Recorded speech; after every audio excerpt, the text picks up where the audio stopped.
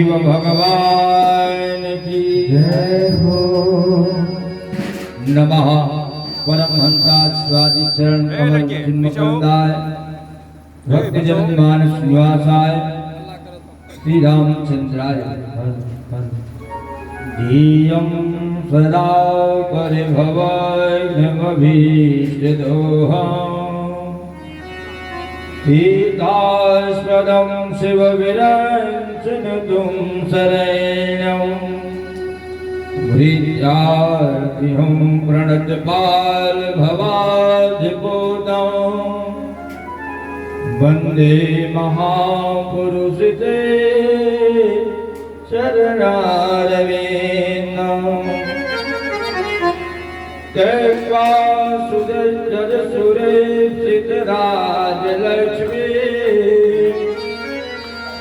धर्मेष्ठ आर्वचसा यदिगाधरेण मायामृगं दैत्येक्षितमन्मधा वन्दे महापुरुषिते शरणारविन्दम्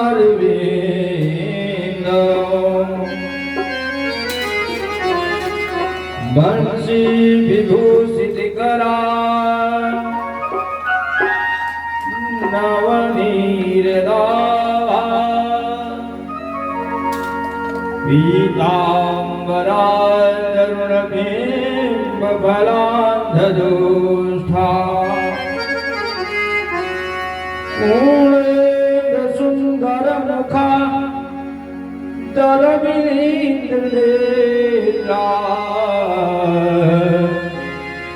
कृष्णात्परं किमपि त्वमहं न जाने।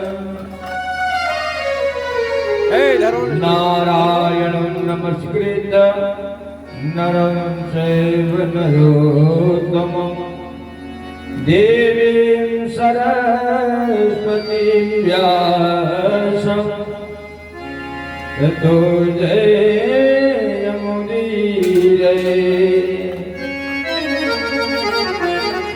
अज्ञानतिमिरान्धस्य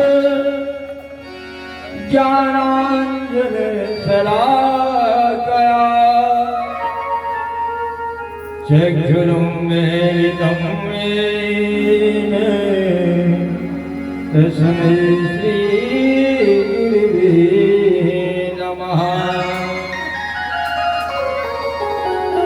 सीतानाथसमारम्भां रामानन्दादिमध्यमाम्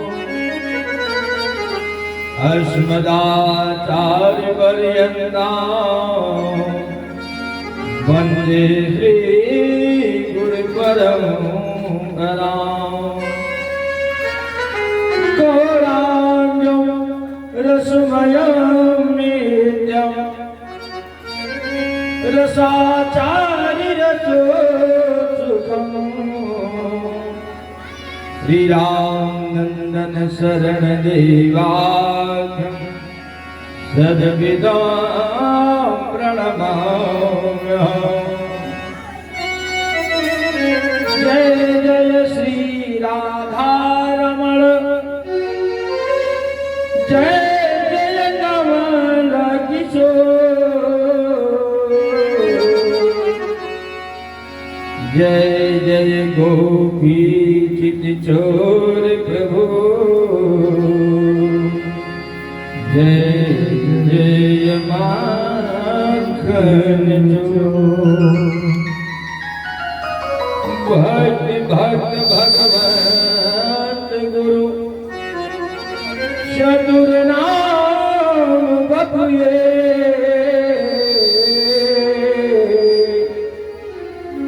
इनके कर बंधन किए ना सही बीजने कर्पूर गौरम करुणावतारम संसार सार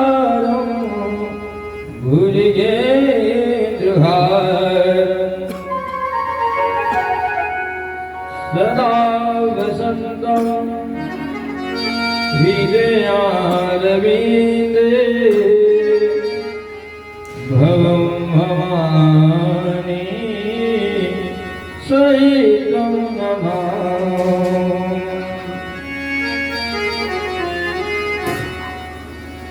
भगवत पादा वृंदावन की बड़भागी अरुणति नर्मदा सेव्या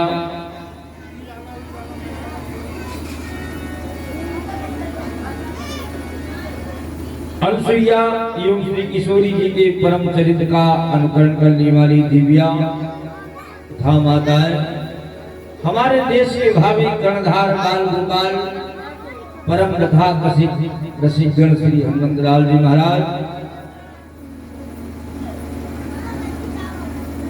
आज श्रीमद् भागवत महापुराण का द्वितीय दिवस है। कल महाराज जी के द्वारा आप लोग कथा का रसस्वादन किए।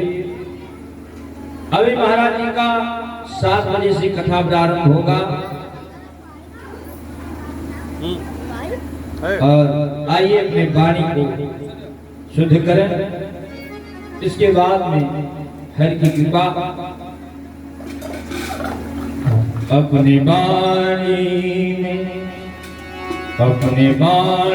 में अमृत घोर रिमनवा राधे राधे बोल। अपने वाणी में अमृत घोर रिमनवा राधे राधे बोल।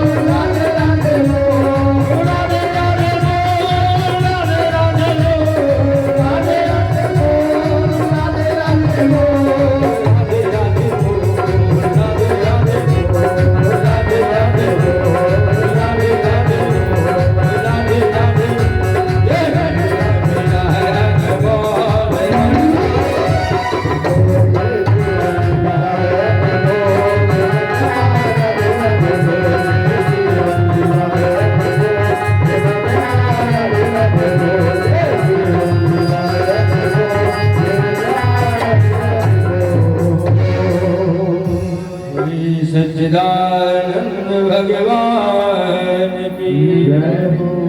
बांके बिहारी लाल की जय हो। ये घोरे कलौ प्राप्यो जीव शाश्वतां गतः क्लेशाक्रांतस्तस्य सुधने किं परायणो।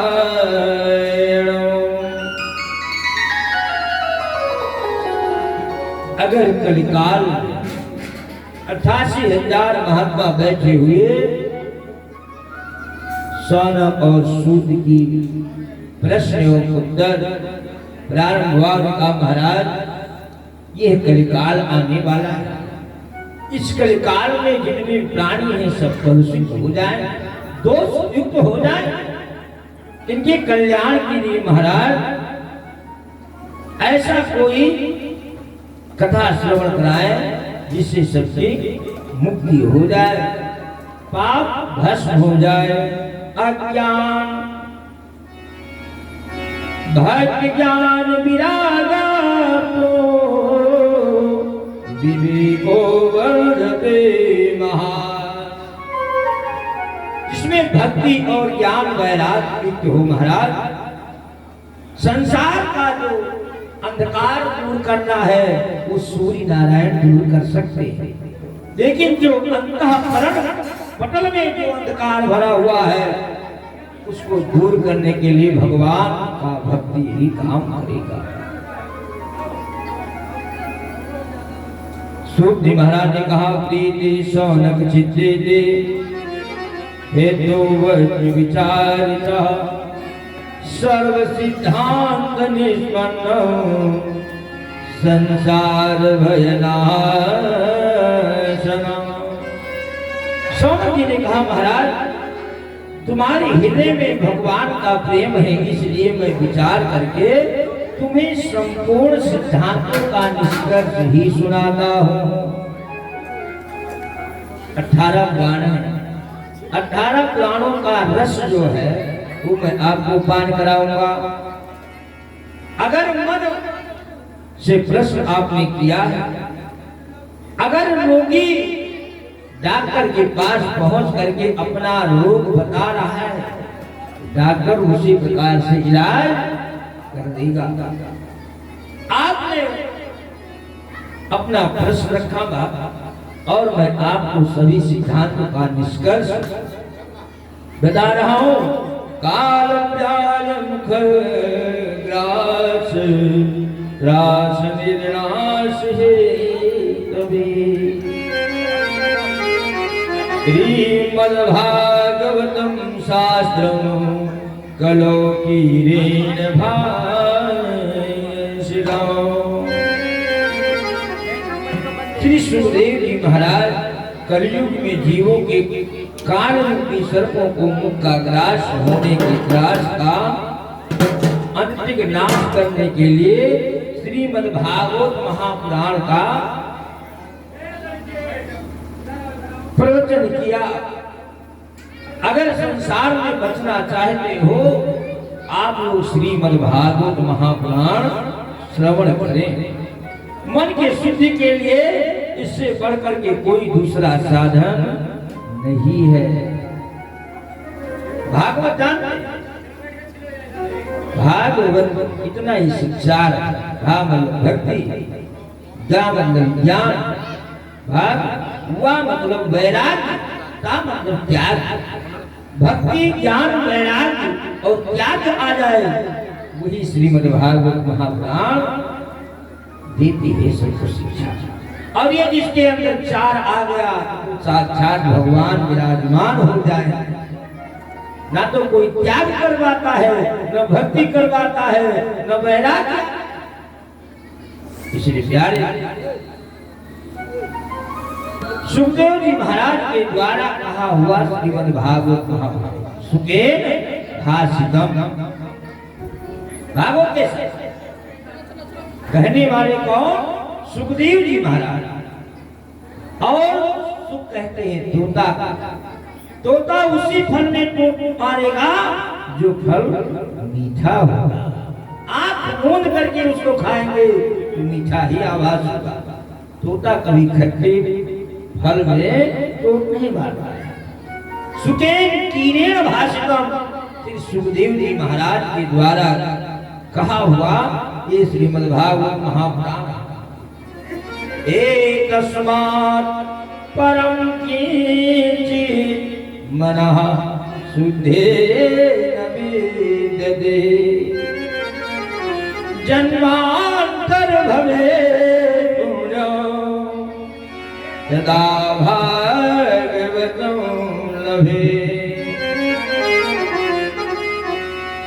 जिसके घर श्रीमद्भागवत महापुराण होती है, जानते हैं जब जन्म जन्मांतर कल्प कल्पांतर और युग युगांतर के पूर्ण उदय होते हैं तो श्रीमद्भागवत महापुराण सुनने का ऐसा सुनहरा अवसर प्राप्त होता है। और जिसके घर में श्रीमद्भागवत महापुराण हो गए फिर तो क्या कहना, साक्षात नारायण विराजमान होते हैं। और जहाँ नारायण विराजमान होते हैं वहाँ समस्त नदी और समस्त देवता सब लोग विराजमान हो जाते हैं। वो घर घर नहीं रहता है, वो घर तीर्थ हो जाता है। जब जन्म जन्मांतर के पूर्ण उदय होंगे तभी श्रीमद्भागवत महापुराण सुनने का ऐसा सुनहरा अवसर प्राप्त होता है। यानी एक बात याद करिए, कहीं भी कथा में जाएं तो मन से भगवान का स्मरण करते रहना चाहिए। ओम नमो भगवते वासुदेवाय। सीताराम कहते हो तो सीताराम सीताराम स्मरण करते रहते, लेकिन कहीं भी जाए तो अंतःकरण से मन से कथा को श्रवण करना चाहिए। महाराज ने कहा मन को शुद्ध करके एकाग्र होकर के जो सुनते हैं उनको हर एक क्षेत्र में सफलता मिलती है। कोई भी विघ्न किसी भी कार्य में नहीं आएगा।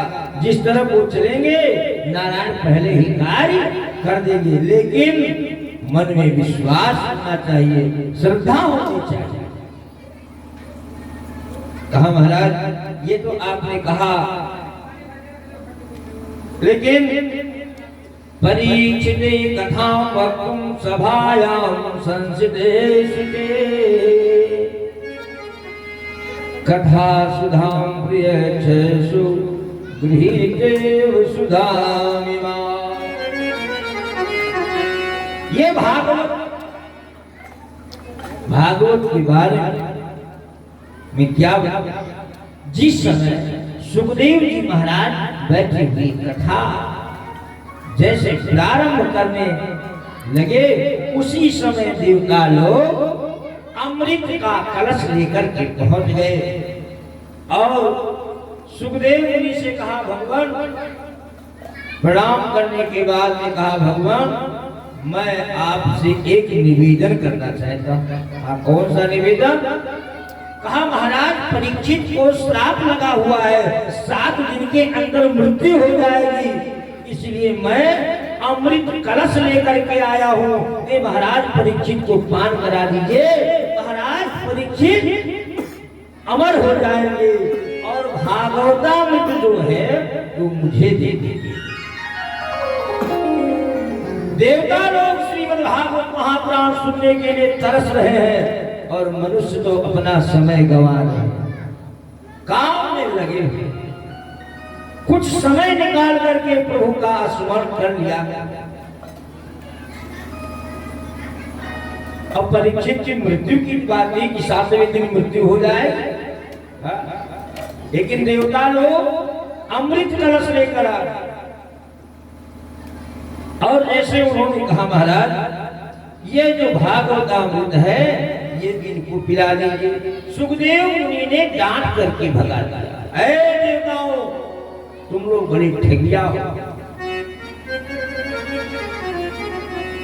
जिस समय समुद्र मंथन हुआ तो आपने अपने भाइयों को यही कहा था कि जो निकलेगा उसको आधा आधा ले लिया जाएगा।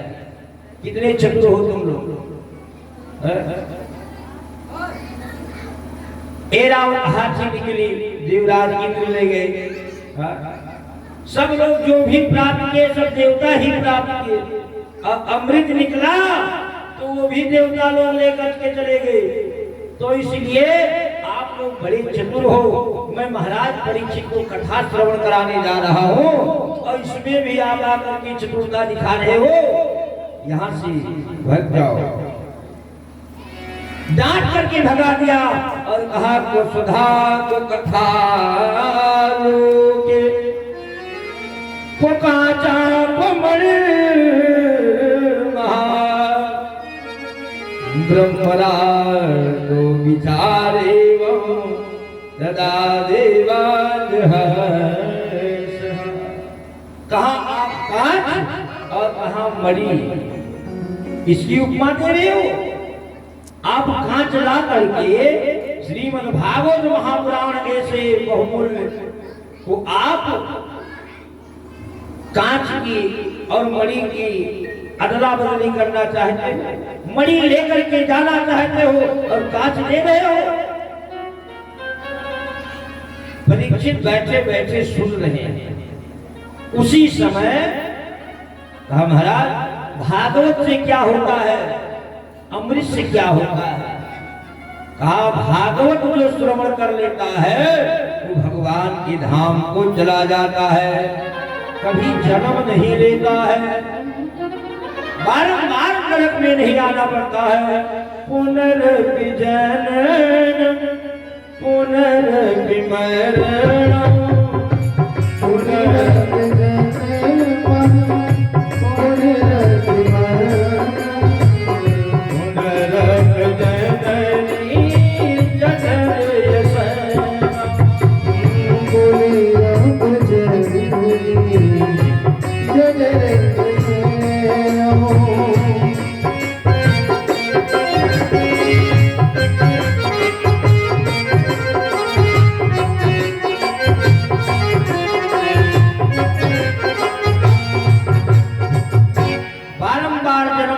बारंबार मरना, यह उससे निवृत्ति हो जाएगी। वो तो भगवान के धाम में बैठा रहेगा।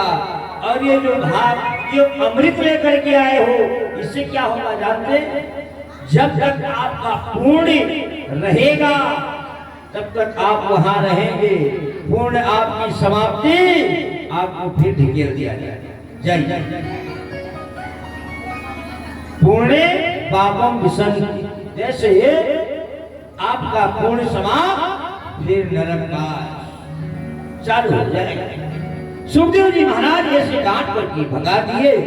अच्छा जब इनको भगाए तो ये जाकर के ब्रह्मा जी के पास में पहुंचे। ब्रह्मा जी से कहा भगवान कहा क्या है देवताओं, कितने लोग यहाँ क्यों आ गए?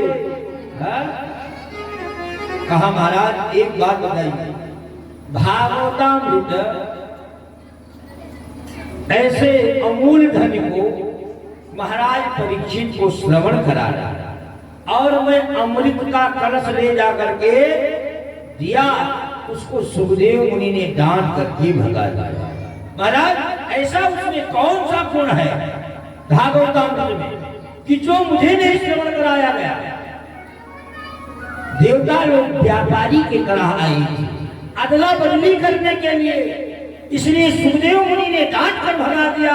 अगर यही आकर के भगवान मुझे भी भागवत श्रवण करना है, सुखदेव जी भगाते नहीं। ये तो व्यापार करने के लिए गए थे, और जहां भगवान में व्यापार होना चालू हो जाता है उसका फल निष्फल हो जाता है। जो अन्य खर्चा रहे हैं उनको तो सम्मिलित करना पड़ेगा, लेकिन अगर व्यास अपने आप को बिक्री करके आता है वो भागवत किसी तत्व का नहीं रहता है। कितना भी आप ब्राह्मण खिला दीजिए, कितना दान कर दीजिए, कितना कुछ भी कर दीजिए, लेकिन वो भागवत आपको फल स्वरूप नहीं दे सकता है। व्यास कभी बिक्री बनकर के नहीं डाला। व्यास को खरीद कर आराम पाए हो, वो फलदायक नहीं हो। इसी प्रकार सुखदेव मुनि ने डांट करके देवताओं को भगा दिया। आप लोग व्यापार की तरह मेरे पास आए हुए हो, इसलिए देवताओं तुम लोग चले गए, डांट करके भगाया। और ब्रह्मा बाबा ने कहा आप लोग देवता होकर के और भागवत श्रवण करने के लिए गए और आपको भगा दिया, ऐसा नहीं हो सकता है। तुरंत ब्रह्मा बाबा ने एक तरजुआ गाया और एक तरजुआ के पल्ले पर समस्त ग्रंथ को रखा और एक पल्ले पर श्रीमद्भागवत महापुराण रख दिया। श्रीमद्भागवत महापुराण इस पल्ले पर रखा गया, वो पल्ला नीचे का नीचे बना रह गया और जितने 17-18 पुराण उपनिषद थे सब टंगे के टंगे रह गए। बोले श्रीमद्भागवत महापुराण की जय हो। जब इस प्रकार से ब्रह्मा बाबा ने देखा कि इसको तोड़ने के उपरांत भी ये नीचे रह गया, लघुन्यानि जातानि गौरवेण इदं सदा शिखराय सर्वे विस्मयं परमं ययुः। ब्रह्मा बाबा विस्मित में पड़ गए कि ये भागवत एक ऐसा ग्रंथ का पलरा नीचे और जितने पुराण है सब ऊपर बने हुए हैं। यह चर्चा चौतरफा होना शुरू हो गया। मेरे भगवत रूपम शास्त्रम भागवतम खलु पठनात् श्रवणात् सद्यो वैकुंठ फलदायक। श्रीमद्भागवत महापुराण ये ऐसा पुराण कौन सा है? ये कलयुग में इस भागवत शास्त्र को पढ़ने वाला और सुनने वाला तत्काल मोक्ष देने वाला ऐसा ग्रंथ है प्यारे। इसलिए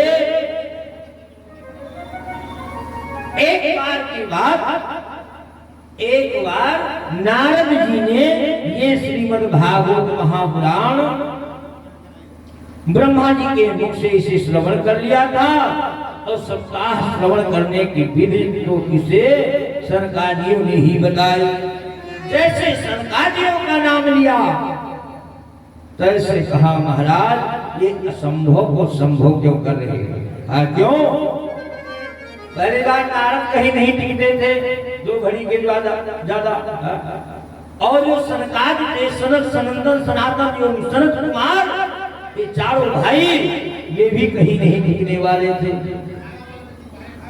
अभी ये जब दोनों नहीं टिकने वाले हैं और दोनों की बात आ गई, नारद जी ने सुना और इसकी विधि सनकादि ऋषियों के द्वारा प्राप्त हुई। तुरंत सोनो जी ने कहा महाराज लोक विग्रह मुक्त से नारद नारद कहाँ टिकने वाले हैं? ये आपने क्या कहा महाराज? इसे आप विस्तार पूर्वक मुझसे कहिए। जब ऐसे निवेदन किया सूत जी महाराज ने कहा अर्ते की प्रिय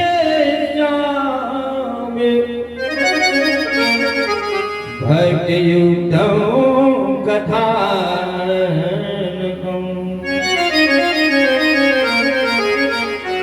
सुखेन मम्यत्रोक्तम रहस्यं विचारिष एकदा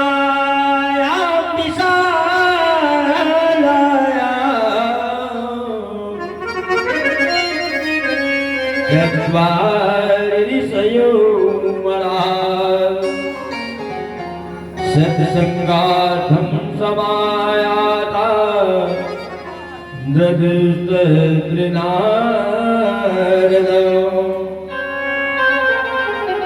एक दिन की बात नारद जी महाराज विशालापुरी बद्रिका नारायण धाम, बद्री नारायण धाम की तरफ जा रहे थे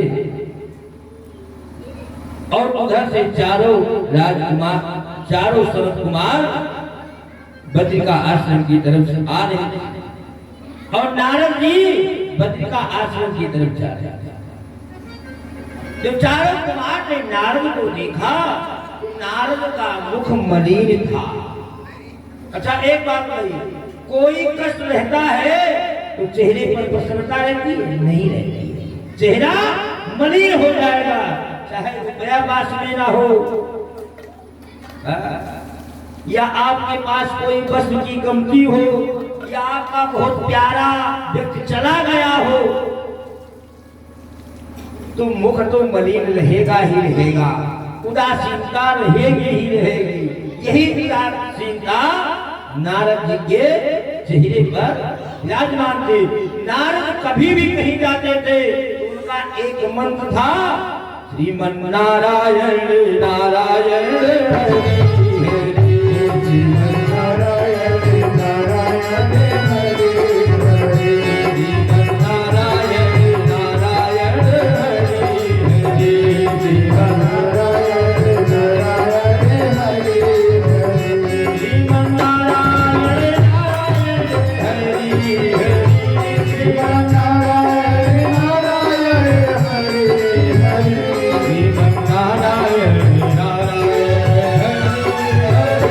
श्रीमन नारायण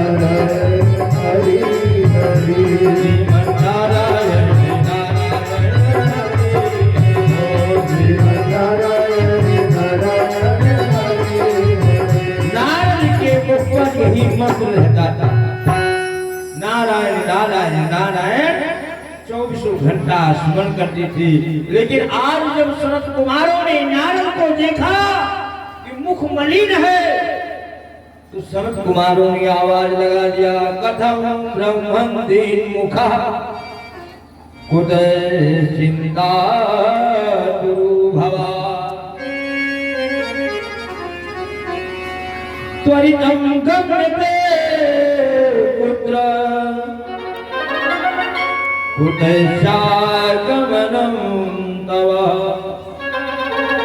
हे भैया नारद, ये सनत कुमार के भाई हैं, 10वें पुत्र नारद, ब्रह्मा जी के जो मानसिक पुत्र थे वो सबसे छोटे नारद, सनत कुमार के भाई। सुन कहा, है आपका मुख मलिन क्यों है? कुतः चिंता भगवान, कौन सी चिंता आपको आपके ऊपर विराजमान है?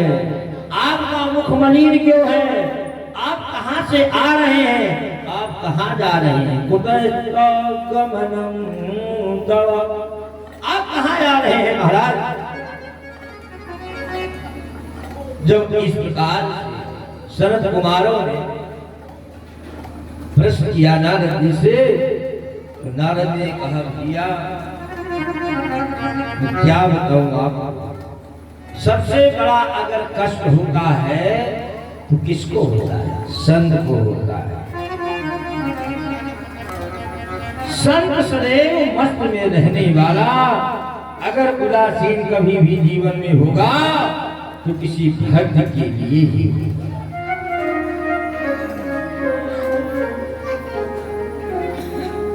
यार एक बात ध्यान दीजिए, संत का हृदय कोमल भी है और कठोर भी है, इसलिए नारद जी महाराज अगर उदासीन है तो उसका कारण उन्होंने पूछा, और कारण जब पूछा तो नारद जी ने कहा, अहम तो पृथ्वी यातो यात्वा सर्वोत्तिमा। भैया एक बार मेरे मन में विचार आया, मैं पृथ्वी लोक चलूं, और जब मैं पृथ्वी लोक आया तो पुष्करम चा प्रयागम चा काशी गोदावरी था। मैं पुष्कर गया, प्रयाग गया, काशी गया, हर क्षेत्रे कुरुक्षेत्रे श्रीरंगम सेतुबंधनम, एवं मानी तीसरे तू ब्रह्मांड उदस्त का। मैं सभी तीर्थों में गया लेकिन मुझे संतोष नहीं हुआ। मैं संतों के पास में गया तो नाम क्या है? त्यागी जी महाराज। नाम त्यागी जी महाराज। और घर और भवन ऐसे बने हुए हैं, एसी कमरा, बिंदास पंखा चल रहा है। महाराज त्यागी कुछ नहीं चाहिए। नाम फलारी जी महाराज। अन्न का भंडार, भंडारा रोज चल रहा है। नाम क्या है? कहा बाल ब्रह्मचारी जी महाराज। कहा हल्ला कहाँ हो रहा है? कहा मौनी बाबा के आश्रम में हो रहा है। नाम मौनी बाबा। हल्ला हो रहा है। कितने बच्चे हैं पता नहीं। नाम बाल ब्रह्मचारी जी महाराज। जिन्हों तो दर्जन से ऊपर है महाराज। बोले बाकी बिहारी राय। जब मैं तीर्थों में गया तो वहां मैंने देखा कि सत्यम नासित शौचम दया दानमो न बीजते उदरम भरियो दीवा बड़ा भाषण। मैंने देखा सत्य चला गया, तब चला गया, सोच आज चले गए। बेचारे जीव और सब ऐसे ऐसे हैं। मैं क्या करूं जो अपना पेट से पोषण कर रहे जी रहे हैं। मंदा सुमंद मलयो मंद भागा है बदहा। असंत भाषी, आलसी, मंद बुद्धि, ऐसे ऐसे संत हैं महाराज। उनको धन आदि की बहुत आवश्यकता है। जब मैं संतों के यहाँ से निकला तो मैं सोचा चल करके गृहस्थों के यहाँ देखूं। गृहस्थ के यहाँ क्या हाल है? तब गृहस्थ के यहाँ पहुंच गए और गृहस्थ के यहाँ जब पहुंचे तो मैंने क्या देखा महाराज कि तरुणी प्रभुता के जाल को बुद्धिदाय कहा। माता पिता की सेवा कब तक? जब तक बहुरिया न आई तब तक। और बहुरिया घर में आई, छत से पैर रखा और तुरंत कहा सास, मतलब आज से आपका सांस बंद, आवाज बंद। आंगने में गोल उठा करके 5 बार पांव पकड़ा और उठा करके एक बार गोल उठा करके पांव पकड़ा। अंगना से तुम्हारा पैर भी खसक गया। माई आज से घर से बाहर रखो, मैं घर देख लेंगे। बिहार चाबी दे दो, अगर नहीं दे तो ठोक पीट करके बोले नहीं। और कोई घर में अगर कार्यक्रम हो रहा है, विवाह हो रहा है, मुंडन संस्कार हो रहा है, अगर उसमें सलाह भी अगर लिया जाता है तो किससे? श्याल को बुद्धिदाय कहा। जब तक मेरे साले साहब नहीं आएंगे तब तक कोई कार्यक्रम नहीं, कोई लिस्ट नहीं बनेगा। जब वही आएंगे और कैसे खिलाना है, कैसे पिलाना है, किनको क्या देना है, जब मेरे साले साहब बताएंगे वैसा कार्य होगा। माता पिता से कोई राय नहीं ली जाएगी। अंतोगत्वा तो जो भी कार्यक्रम होगा सब भ्रष्ट हो जाएगा। कोई खाया, कोई नहीं खाया, क्योंकि ये पिता जानता है कि किनको किनको निमंत्रण देना है, किनको बुलाना है, किनको कहना है, कौन मेरे खास है, कौन हम सन्निकट, वो भाई पिता ही जान सकता है, ना कि ससुराल वाले मेरे जानते हैं। और मैंने देखा महाराज कन्या विकिरणो लोभा दंपति नाम कल्पना। दोनों आपस में लड़ते रहते हैं। क्यों? क्योंकि जिस समय विवाह हुआ उस समय लोभ, दहेज, कन्या को बेचा गया, कन्या बिक्रणो लोभार, कन्या को बेच दिया गया। विवाह हुआ, उसमें कितना दिया जाता है वो तो नारायण जानते हैं। अगर वो पिता नहीं दे पाया तो क्या हाल होती है। जब जब वो प्रातःकालीन उठेगी तब तक वहां के जो सदस्य होंगे में वो यही कहेंगे तुम्हारे पिता नालायक, तुम्हारे भाई किसी तत्व के नहीं थे। लेकिन कन्या एक ऐसी है कि अपने माता पिता की परम हितैषी होती है। पुत्र तो आपका धन लेता है, लेकिन कन्या आपका धन या आपके दुख सुख में वो समृद्ध भी रहती है। अगर रात में दान आई मेरे पिताजी अस्वस्थ हैं तो वो तुरंत उठ करके चलते, क्या बिगड़ रहा है यहाँ, क्या बन रहा है, उसको कुछ भान नहीं होता। प्यारे कन्या बिगड़ो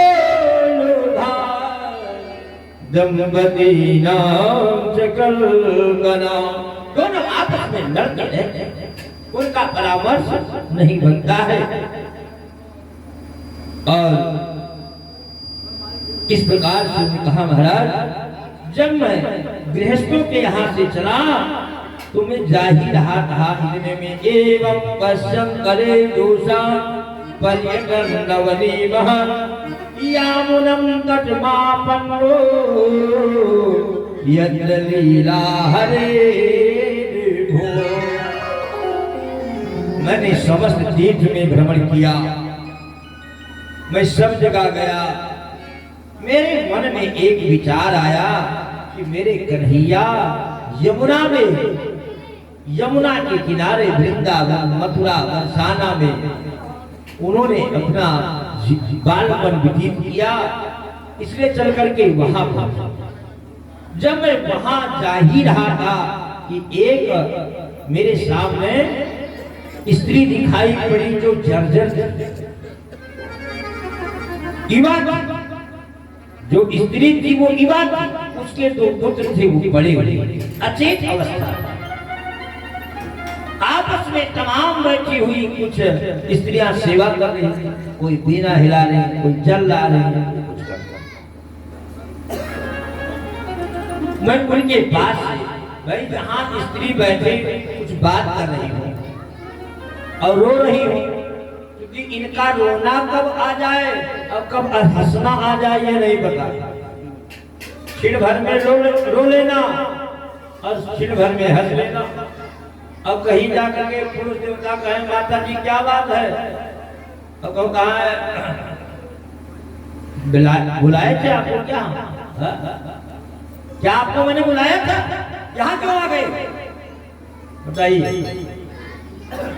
आपके रोने को देख करके कोई आपके दुख में सम्मिलित होने गया, उसको डांट करके भगा दो तो क्या।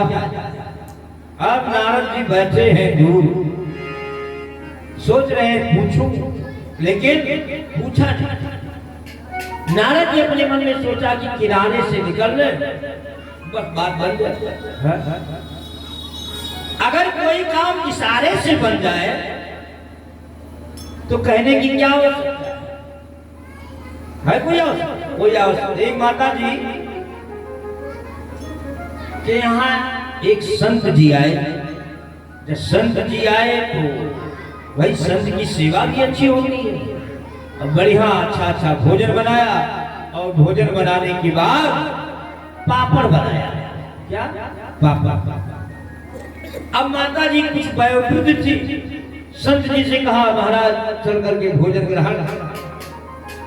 अब संत जी बैठे हैं उसी जगह और भगवान को रखा, भोग लगाया और भोग लगाने के बाद में भोजन चालू कर दिया। और जब भोजन चालू किया तो पापड़ उन्होंने नहीं दिया, किनको? संत जी। और संत जी का मन पापड़ पे टगा हुआ था कि माता जी कब पापड़ देंगे। और माता जी तो हाथ डाल लेने में बची, मांग भी नहीं सकते हैं। माता जी आप पापड़ क्यों नहीं दिया? और मांगू मैं, और अगर कहें वो झूठा है तो कहना भी बेकार है। इसलिए संत जी ने बुद्धि लगाया। माता जी, हाँ महाराज, कहा मैं रास्ते में आ रहा था तो बहुत बड़ा सांप मिला, बहुत बड़ा सांप मिला महाराज। तब क्या हुआ? कहा नहीं, इतना बड़ा नहीं था, जहां आप बैठी उस जगह से जहां तक पापड़ है इतना बड़ा, कहा तक जहां आप बैठी हैं इस जगह से वहां जो पापड़ रखा हुआ है पर इतना बड़ा। अब माता जी की पापड़ पर दृष्टि गई, और जब पापड़ पर दृष्टि गई तो कहा वाह महाराज, भले आपने बताया, हम तो आपको पापड़ ही नहीं दिया। तो महाराज जी ने बुद्धि से काम किया और पापड़ भी मांगा भी नहीं और काम भी हो गया। ऐसे नारद जी महाराज मन में सोचा करूं क्या।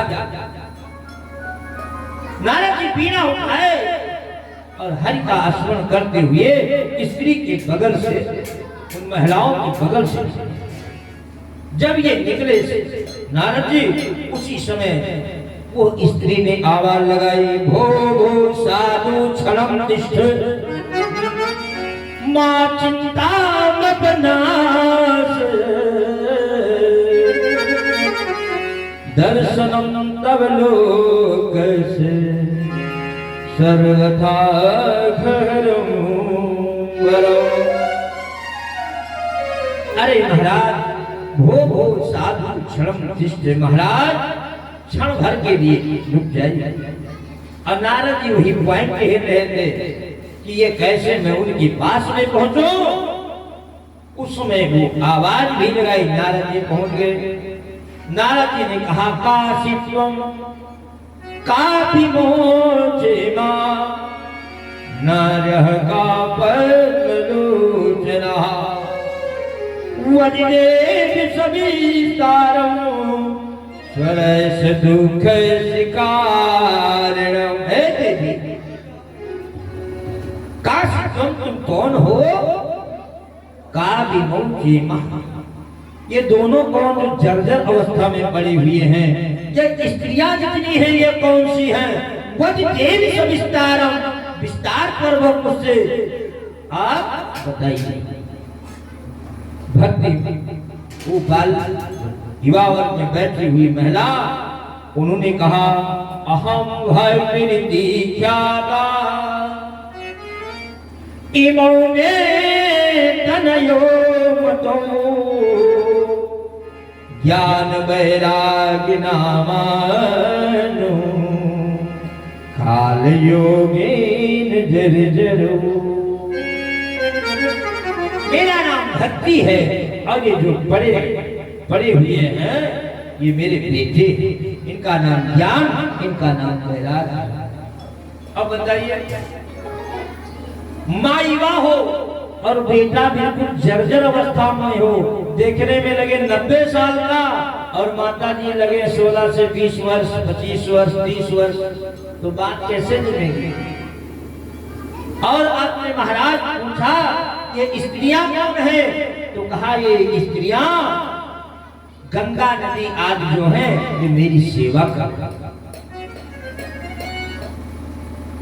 नारद जी ने कहा, माता जी कुछ बात समझ में नहीं आई। अब उत्पन्ना द्रविड़ेषां वृद्धं कर्णाटके गता क्वचिन् महाराष्ट्रे गुर्जरे जीर्णतां गतः। हमारा जो जन्म हुआ वो द्रविड़ में हुआ और मैं कर्नाटक में बड़ी हुई और महाराष्ट्र आदि क्षेत्रों में मेरा कुछ सम्मान हुआ। जब मैं गुजरात गई तो वहां जर्जर हो गई महाराज।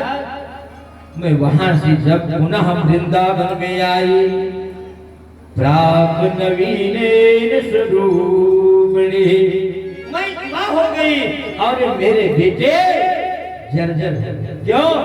अगर भक्ति है तो मथुरा वृंदावन गोकुलानंद गांव में है। ऐसे परम उद्धव महाराज परम ज्ञानी थे, आगे कथा आएगी। परम ज्ञानी थे और एक दिन भगवान बैठे उदासीन, चेहरा मलिन। उद्धव जी ने कहा, ए कन्हैया एक बात बता, तेरे चेहरे पर 12 क्यों बज रहा है? कन्हैया ने कहा, मित्र उद्धव, मैं इस समय गोपियां मुझे याद कर रही हैं, मुझे गोकुल का याद, एक एक दृश्य याद आ रहा है। इतनी सेवा करती थी, मैं जिस गली में नहीं जाता था तो वो गोपियां मेरे घर शिकायत झूठे लेकर पहुंच जाती थी, मुझे देखने के लिए माखन खिलाती थी। सेवा भाव से याद आ रहा है। उद्धव ने डांट लगाए, ना वो पढ़े न लिखे, ना उनको कुछ आता है न जाता है, क्या उनको तुम्हारी याद आएगी? भगवान के इस प्रकार कहने से उद्धव जब वृंदावन गए और वृंदावन से जब वापस आए तो एक ही शब्द था, राधे राधे राधे राधे कहते हुए उद्धव तेरी सूधो बुध चली गई, सूध चली गई, भक्ति महारानी विराजमान हो गई, उनकी बुद्धि जो ज्ञान था खत्म हो गया।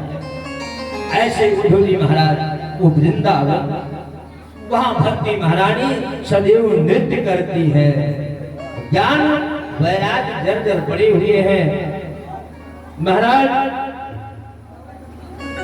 इस प्रकार से कहा आप परेशान मत हो, मैं अपने हृदय में ज्ञान दृष्टि से तुम्हारे संपूर्ण दुख का कारण देखता हूं, तुम विषाद मत करो, दुखी मत होइए, मैं उपाय जरूर करूंगा। जब इस प्रकार से कहा, महाराज नारद ने कहा आप परेशान मत होइए, सावधान होकर सुनिए, ये दारुण कलयुग है, इस कलयुग का के कारण आप परेशान हैं। सदाचार लुप्त हो गया, तब आज सभी लुप्त हो गए, लोग सच्चा दुष्कर्म में लग करके अभासुर बन गए हुए हैं। कितना किसका पा जाए घर में रख ले, हजम कर ले, पड़ोसी ना रह जाए, घर क्रिया उजड़ जाए, हम ही रह जाए, पूरे गांव की अगर जिम्मेदारी मुझे ही मिल जाए, पूरे गांव की सदस्य चले जाए घर छोड़ करके, तो क्या कहना, हम ही राजा बन जाए। जिस समय जिस बुद्धिमान पुरुष का धौर बना रहे, वही बड़ा ज्ञानी पंडित होता है। आज उन्होंने समझाया और समझाने के बाद भक्ति महारानी ने कहा, महाराज एक बात बताइए। कहा क्या? कहा आप कलयुग की बात की, जिस समय महाराज परीक्षित कलयुग को मारने वाले थे तो उन्होंने मार क्यों नहीं दिया इसको? अगर इतना अत्याचारी दुराचारी कलयुग था उसको मार देना चाहिए। तो कहा, नारद जी एक बात बताओ, कलयुग में सब कुछ दोष है, लेकिन एक बहुत बढ़िया गुण भी है। कलयुग में अगर जितने नर नारी पाप युक्त भी हैं, तो कलयुग में एक बार राम का नाम लेने से कल्याण हो जाता है। कलयुग केवल हरि गुण का,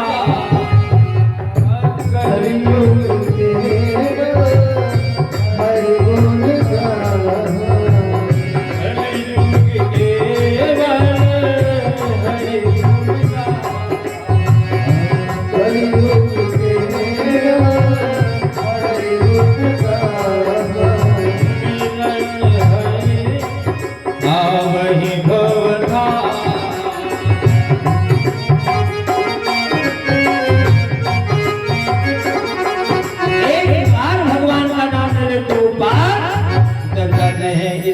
कलिकाल यह गुण देख करके महाराज परीक्षित ने इनको छोड़ दिया। एक बात और बताऊं, जो पुरुष समाधि आदि लगा करके फल नहीं प्राप्त कर सकता है, वो इस कलिकाल में भगवान का स्मरण करने से उसको वो फल प्राप्ति हो जाएगी। सूत जी महाराज कहते हैं,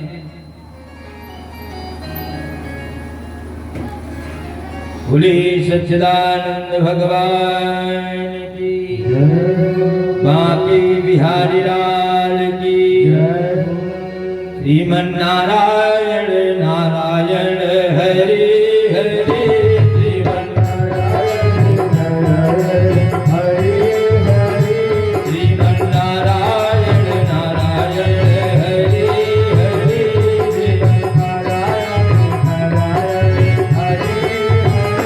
श्रीमन नारायण नारायण हरे हरे, श्रीमन नारायण नारायण हरे हरे,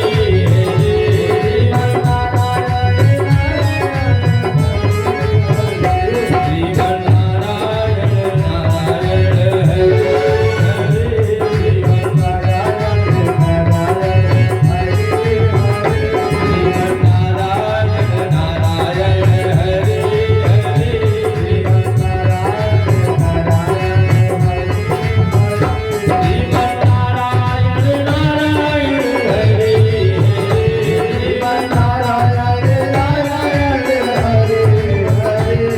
नारायण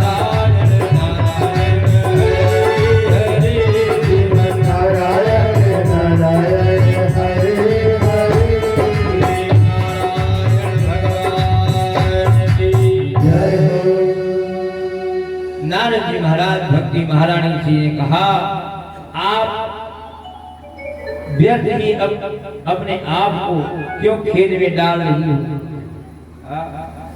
वो भगवान कन्हैया कहीं चला नहीं गया है। जिस समय द्रौपदी का लाज उन्होंने बचाया, उन्होंने भगवान का सहारा जब तक नहीं लिया, तब तक कन्हैया अपना आश्रम नहीं जोड़ा। और जिस समय द्रौपदी ने भगवान का स्मरण किया, भगवान उनके दुख के दूर। आप परेशान मत होइए। भगवान जिन गोपियों गोप सुंदरियों में स्नान किया, वो श्री कृष्ण कहीं गए नहीं है। आप परेशान मत हो। हाँ, जहाँ भक्ति महारानी नहीं रहेगी, वहाँ भगवान नहीं व्याप्त करते। जहाँ भक्ति वही नारायण रहेंगे। जिसके हृदय में आप नहीं रहोगे, वहाँ नारायण कभी जाएंगे। इसलिए आप परेशान मत होइए। आप पूर्व काल के समय, जिस समय दुर्वासा ऋषि महाराज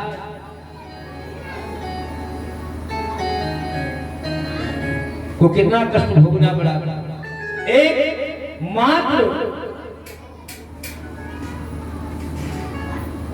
इतना ही एकादशी व्रत थी और महाराज भोजन करने के लिए गए और एकादशी द्वादशी समाप्त हो रही थी, पारण कर लिए। अंतुगत्वा भगवान का जो चक्र था वो क्यों चला? क्योंकि दुर्वासा ऋषि ने कृत्या चला दिया था। महाराज भस्म भक्ति विराजमान थी, वहां नारायण ने रक्षा किया। द्रौपदी का कितना लाज रखा। दुर्योधन दुर्वासा ऋषि जब राज में पहुंचे, दुर्योधन ने कहा कि जाकर के पांचों पांडवों के यहाँ भोजन करिए। क्यों? उनको वनवास हुआ था, खाने की कोई व्यवस्था नहीं थी। तमाम ऋषि दुर्वासा ऋषि के साथ में थे, तो सोचा जब कितने लोगों के को साथ में मैं भेजूंगा और भोजन नहीं दे पाएंगे, तो महाराज दुर्वासा का क्रोध तुरंत श्राप दे देंगे। तो महाराज दुर्वासा के क्रोध से ये हमारे पांचों पांडव भस्म हो जाएगा। अच्छा, दोपहर का समय हो गया था। पांचों पांडव मिले। दुर्वासा ऋषि ने कहा मैं आपके यहाँ आकर के भोजन करूंगा। और जब उन्होंने कहा मैं आपके यहाँ आकर के भोजन करूंगा, भगवान का स्मरण किया और कहा महाराज अवश्य आइए। उन्होंने कहा मैं जाकर के जमुना स्नान करके वापस आ रहा। वो जितने संत थे सब जमुना स्नान करने के लिए चले गए। और जब जमुना स्नान करने के लिए गए, पांचों पांडव द्रौपदी के बाद में आए। एक अक्षय पात्र था। द्रौपदी जब तक नहीं पाती थी तब तक उन्हें कितने भी व्यक्तियों को भोजन खिला दिया जाए कम नहीं पड़ सकता था। और उसके पहले द्रौपदी भोजन कर लिया था।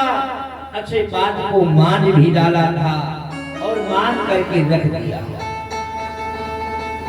पांचों पांडव पहुंचे, उन्होंने कहा दुर्वासा ऋषि ने कहा चल करके मैं भोजन करूंगा। द्रौपदी ने कहा कि मैं अक्षय पात्र को भूल डाली, अब कैसे क्या होगा।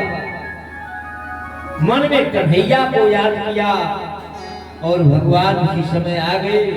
पांचों पांडव का मुख मलिन, द्रौपदी उदासीन कि दुर्वासा ऋषि अगर आ रहे हैं, भोजन नहीं कराया गया तो श्राप दे देंगे, सब व्यथा हो जाएगा।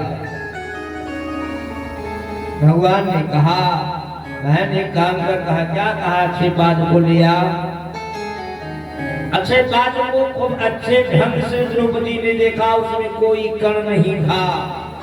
लेकिन कन्हैया ने से हाथ डाला तो एक कण उसमें मिल गया। और जब एक कण मिला, उसी कण को भगवान ने पान कर बोले द्वारकाधीश भगवान जय हो।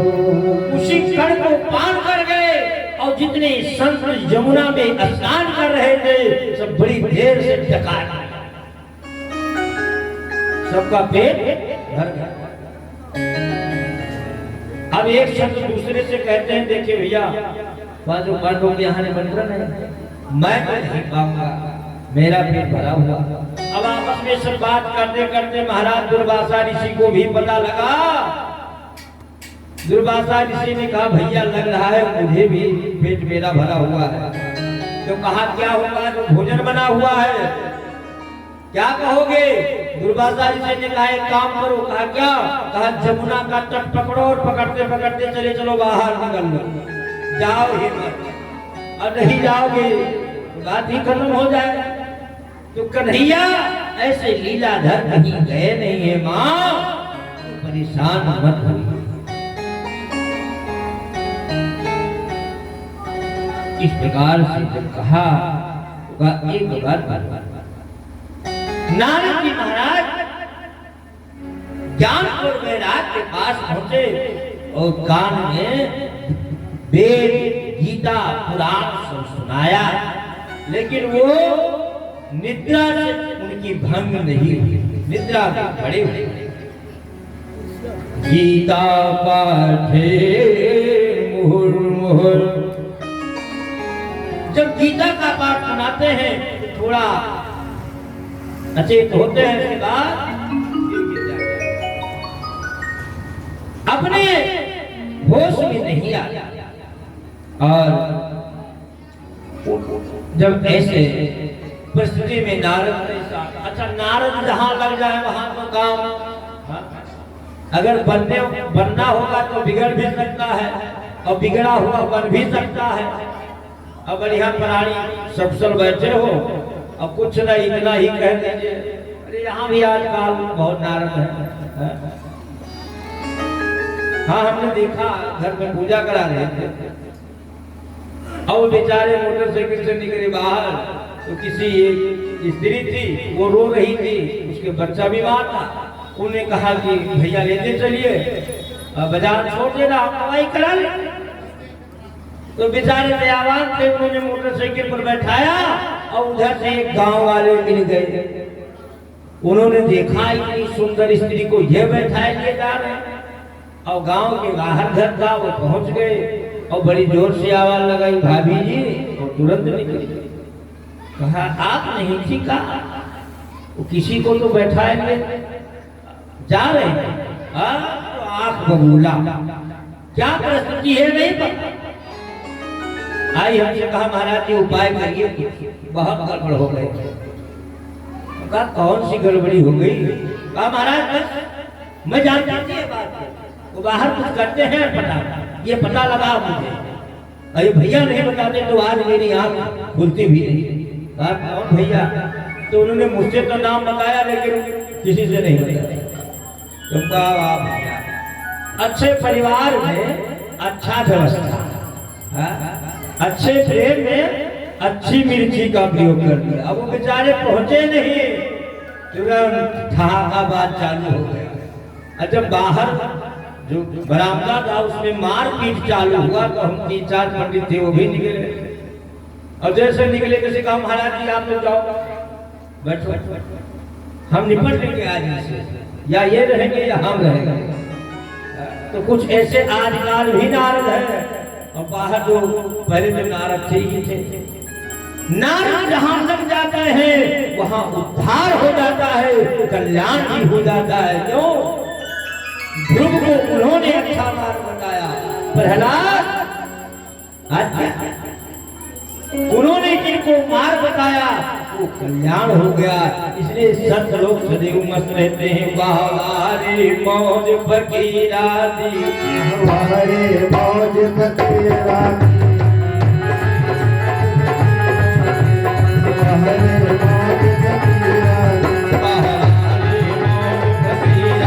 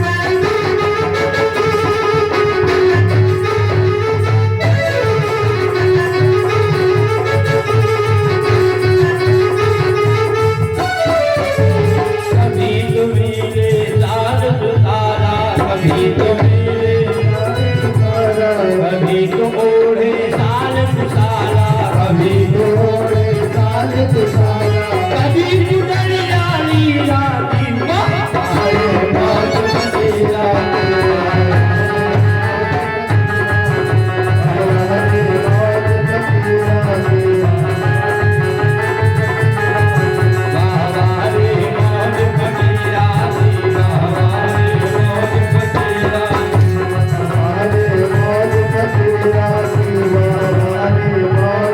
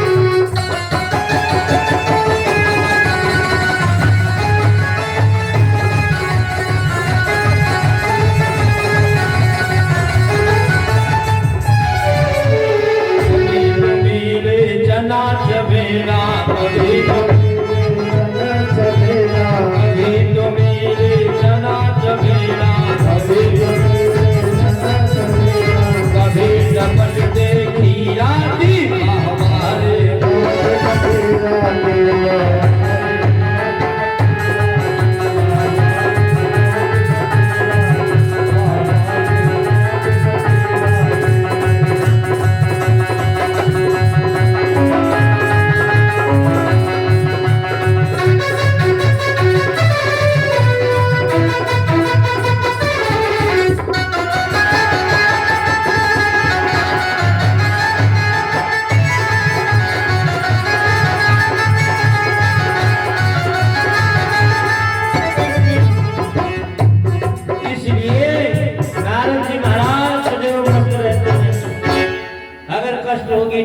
के लिए बड़ी अच्छी ज्ञान दिया, कुछ नहीं चला। वेद पुराण सुना दिए, कुछ नहीं हुआ। और जब नारद जी चिंता में हुए कि भगवान कौन सी ऐसी दवा दी जाए? मेरे औषधालय में जितनी जड़ी बूटी थी मैंने प्रयोग कर दी और एक भी दवा ना काम करे, तब ट्रांसफर करते हैं, दूसरी जगह ले जाओ। अब कहाँ ले जाए? जिन संतों के पास जाओगे यही मिलेगा, दूसरी दवा है नहीं। नारद जी जब चिंता आदि हुए तो उतने में आकाशवाणी हुई, व्योमवाणी तदेवा भुवनवारी से खींचता उत्तमा सबलस्ते भविष्य संदया। आकाशवाणी हुई, नारद आप खेद मत करो, तुम्हारा ये उद्योग निसंदेह सफल होगा और आपको सफलता मिलेगी किसी संत के पास। अब वो आकाशवाणी भी हुई तो गोल बात लेकर चली गई। अरे किसी बाबा का आश्रम बता देते, इस आश्रम में चले जाओ, आप फलाने महाराज जी के पास में चले जाओ। आकाशवाणी हुई तो संत के द्वारा सफलता आपको मिलेगी। नारद जी महाराज जब इस प्रकार से कहा और कहने के बाद आकाशवाणी की बात सुनकर नारद जी को बड़ा कष्ट हुआ। मैं करूं तो क्या करूं? अब नारद जी महाराज संतों को ढूंढना चालू कर दिए। श्री श्री 1008 परम पूज्य श्री महाराज पहुंच गए। नारद महाराज प्रणाम। क्या है? कहा महाराज सत्संग किसे कहते हैं? अब नारद ऐसे परम ज्ञानी जब नहीं जानते हैं तब कौन जानेगा? तो महाराज जी कहे आजकल मेरा मौन व्रत चल रहा है, मैं बहुत कम बोलता हूं।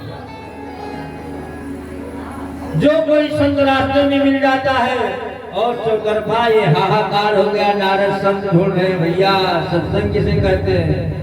और जब नारद को नहीं पता तो किसी को नहीं पता। जितने हैं अगर नारद जी को देखते हैं नारद जी आ रहे हैं तो रास्ता ही चेंज कर देते हैं, अपना रास्ता चेंज कर देते हैं यार। इस प्रकार नारद जी महाराज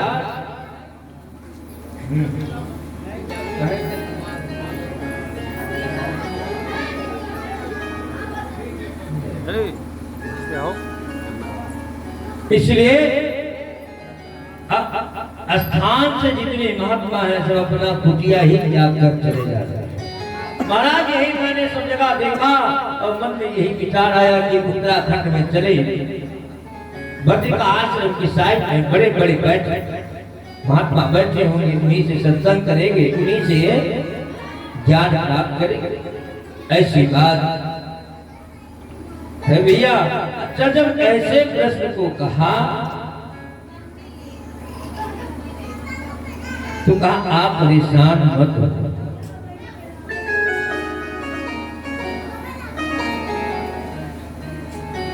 बोले सच्चिदानंद भगवान जय हो। आइए भगवान का स्मरण, गुरुदेव भगवान आने वाले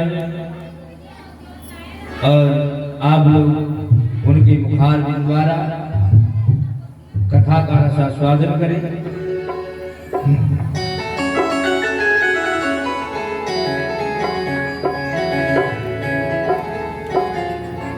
जो करते रहोगे भजन धीरे धीरे, भजन धीरे धीरे तो मिल जाएगा वो सजन धीरे धीरे। जो करते रहोगे भजन धीरे धीरे, भजन धीरे धीरे तो मिल जाएगा वो सजन धीरे धीरे।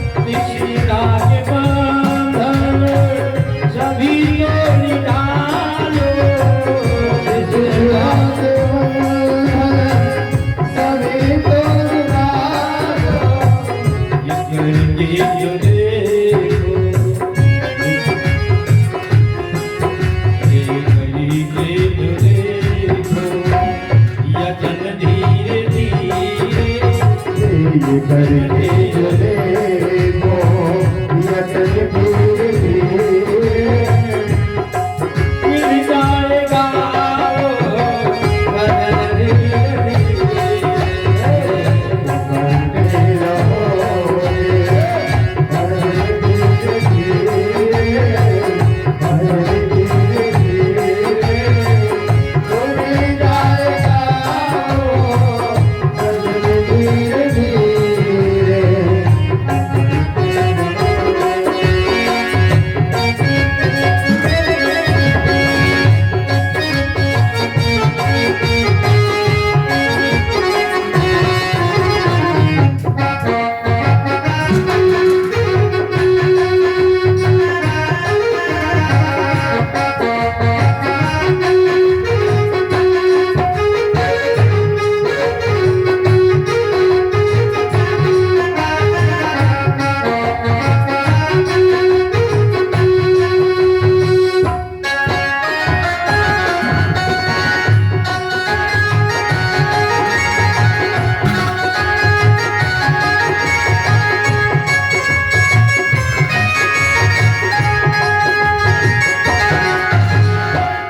यहाँ पर तो तेरा ठिकाना नहीं है यहाँ पर तो तेरा ठिकाना नहीं है जहाँ से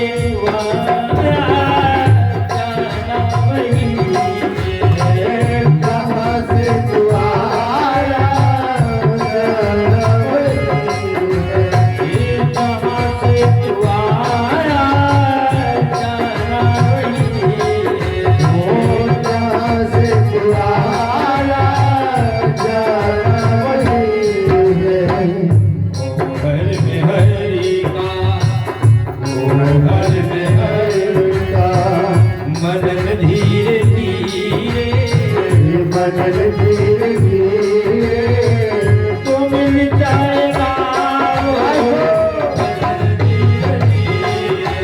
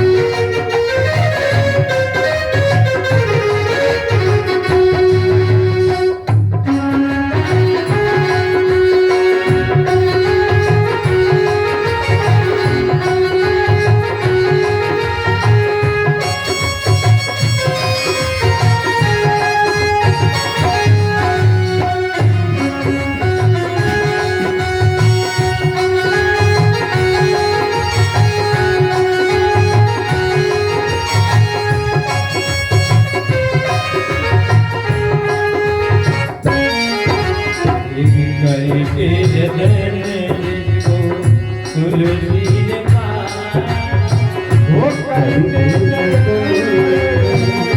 तुलसी ने पाया गीत जाने प्रीतम कमीरा निकाला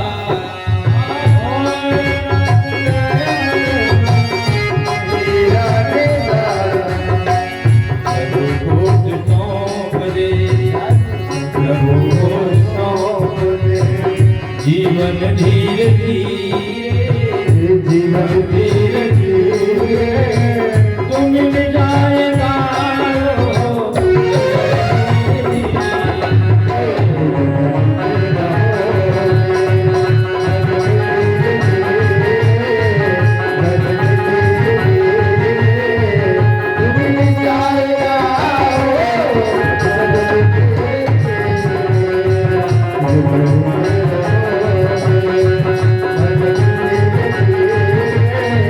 भजन